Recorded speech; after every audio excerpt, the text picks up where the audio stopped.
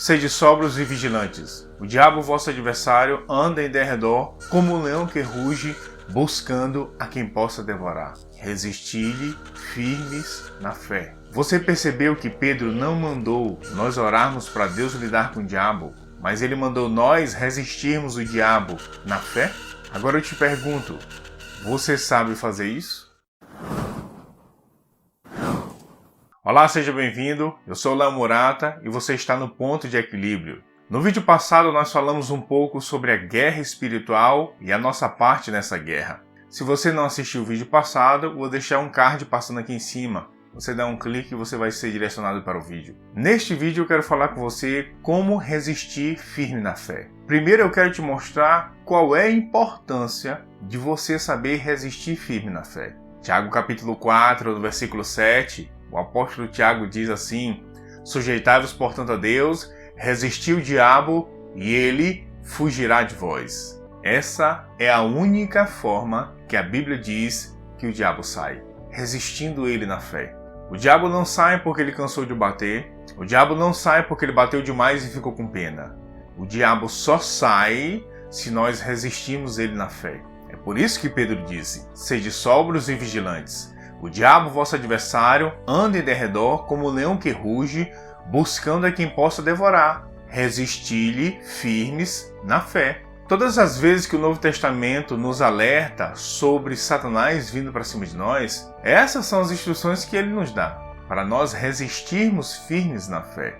Efésios 6,13, Paulo diz assim: portanto, tomai toda a armadura de Deus, para que possais resistir no dia mau. E depois de teres vencido tudo, permanecer inabaláveis. Presta bem atenção que Paulo não diz: e se der tudo certo e vocês vencerem? Não, ele não fala isso. E depois de terdes vencido tudo. Repare que Paulo nem cogita na possibilidade da gente não vencer. E depois de terdes vencido tudo, ele já dá como certa a nossa vitória. Porque se nós resistirmos firmes na fé, a vitória é certa. Tiago disse que se a gente resistir firme na fé, o diabo foge. Agora, como eu faço isso? Como é que se resiste firme na fé? Paulo disse: tomai toda a armadura de Deus para que possais resistir no dia mau. Só é possível resistir firme na fé se nós nos revestirmos da armadura de Deus. E ele fala que essa armadura é composta pelo cinto, couraça, sandálias, capacete, escudo e espada do Espírito. Ele relata sobre 6 itens que fazem parte dessa armadura. Se você prestar atenção, desses 6 itens, 5 são para a defesa: cinto, couraça, sandália, capacete e escudo. Agora não adianta nós ficarmos apenas nos defendendo, porque Satanás nunca cansa de bater. Paulo diz: tomai toda a armadura de Deus, para que possais resistir no dia mau. Para eu conseguir resistir no dia mau, eu preciso tomar toda a armadura de Deus. E dos 6 itens, só um é para ataque: a espada do Espírito. Hebreus 4,12 diz que a palavra de Deus é viva e eficaz, mais cortante do que qualquer espada de 2 gumes. Mas no livro de Apocalipse, o apóstolo João diz que da boca de Jesus saía uma afiada espada de 2 gumes. A espada do Espírito não é a Bíblia que você carrega. A espada do Espírito é quando essa palavra está no seu coração e saindo pela sua boca. Porque da boca de Jesus saía uma afiada espada de 2 gumes. É assim que você ataca com a espada do Espírito, falando a palavra de Deus. Nós não precisamos inventar nada. Nós só precisamos imitar Jesus, porque Ele é nosso referencial. Se lembra aí como foi que Jesus fez quando ele foi tentado por Satanás no deserto. Se és filho de Deus, transforma estas pedras em pães e come. Jesus respondeu: está escrito: nem só de pão viverá o homem, mas de toda palavra que sai da boca de Deus. Presta atenção, Jesus já sabe o versículo decorado. Ele poderia apenas ter ficado pensando: eu vou transformar essas pedras em pães porque eu sei que a Bíblia diz que nem só de pão vive o homem. Não, ele não ficou só pensando. Ele abriu a boca e falou o que ele cria. Nem só de pão vive o homem. Ele não apenas pensa no versículo. ele fala o versículo. Ele sabe o versículo, ele crê no versículo e mesmo assim ele fala o versículo. E Satanás vem de novo.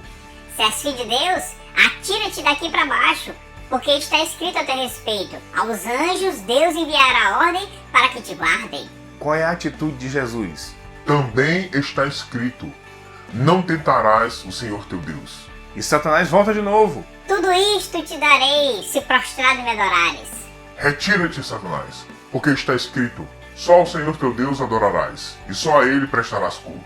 Jesus sabe decorado todos os 3 textos, mas ele não apenas pensa nos textos, ele não apenas crê nos textos, ele fala os textos que ele crê. A espada do Espírito só é liberada quando você fala aquilo que você crê. Eu quero que você preste atenção em como Jesus não ficava calado diante de circunstâncias que se levantavam para cima dele. No Evangelho de Lucas, no capítulo 4, versículo 38, Lucas escreve assim: deixando ele a sinagoga, foi para a casa de Simão. Ora, a sogra de Simão achava-se enferma, com febre muito alta, e rogaram-lhe por ela. Inclinando-se ele para ela, repreendeu a febre, e esta a deixou. Você prestou atenção no que o texto diz? Jesus repreendeu a febre. Como é que se repreende? Não é falando? Jesus falou com a febre. E a febre tem ouvido? Eu não sei, mas eu sei o que o texto diz. E esta a deixou.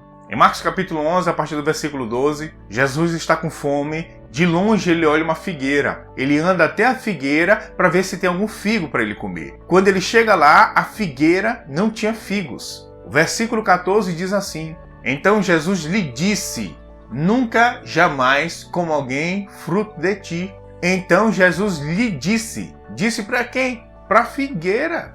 Jesus não ficava calado. Ele abria a boca e falava aquilo que ele cria. Em Marcos capítulo 4, a partir do versículo 35, é relatado um momento onde Jesus com os discípulos vão atravessar o mar e se levanta um grande temporal de vento e Jesus estava dormindo. Os discípulos ficam com medo, acordam Jesus para Jesus resolver o problema. No versículo 39 está escrito assim: e ele, despertando, repreendeu o vento e disse ao mar: acalma-te, emudece. O vento se aquietou e fez-se grande bonança. Ele repreendeu o vento e disse, falou com o mar.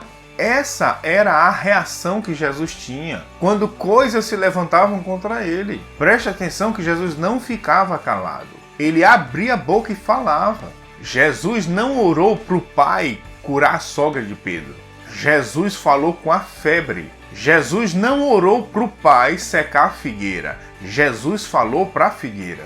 Jesus não orou para o Pai acalmar a tempestade. Ele repreendeu o vento e disse ao mar.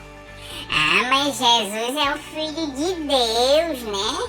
E tu é filho de quem, rapaz? Tu não é filho de Deus, não?